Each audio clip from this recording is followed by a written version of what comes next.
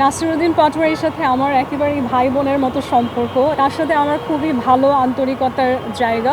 নিজেই তার প্রতিদ্বন্দ্বীকে ফোন করে বলছে যে আমি আপনার কাছে ট্রেনিং নিতে চাই। ইলেকশন পরবর্তী সময়ে ও নিজেই ফোন করে বলেছে যে আমি যে পলিটিক্যাল ট্রেনিংটা প্রোভাইড করি সে নিজে ট্রেন হতে চায়। নাসিরুদ্দিন পাটোয়ারির সাথে আমার একেবারেই ভাই বোনের মতো সম্পর্ক এবং আমরা অনেক সময়ে ধারণার বশত অনেক কথা বলি কিংবা মিডিয়াতে নিউজে অনেক কথা শুনে ধরে নেই যে তাদের মধ্যে হয়তো কোনো ধরনের প্রতিদ্বন্দ্বিতা আছে।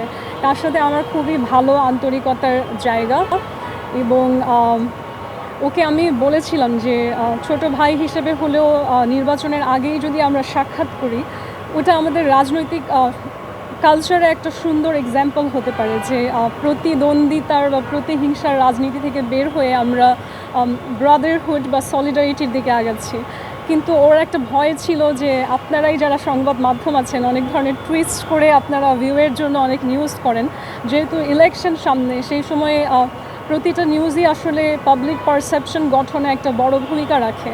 তো আমাদের এই সাক্ষাৎকে আপনারা কিভাবে ইন্টারপ্রেট করবেন বা মানুষের সামনে তুলে ধরবেন এটা নিয়ে তার একটা ভয় ছিল, যে কারণে সে তখন দেখা করেনি।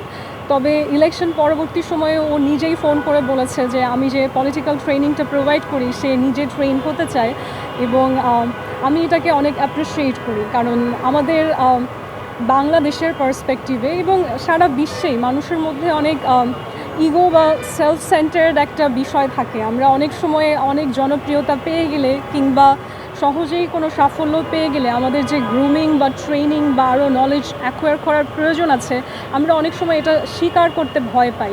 সে যে সেই জায়গা থেকে বের হয়ে নিজেই তার প্রতিদ্বন্দ্বীকে ফোন করে বলছে যে আমি আপনার কাছে ট্রেনিং নিতে চাই, আমার মনে হয় এটা তার পার্সোনালিটি যে আসলে অনেক ভালো এটাই প্রকাশ করে।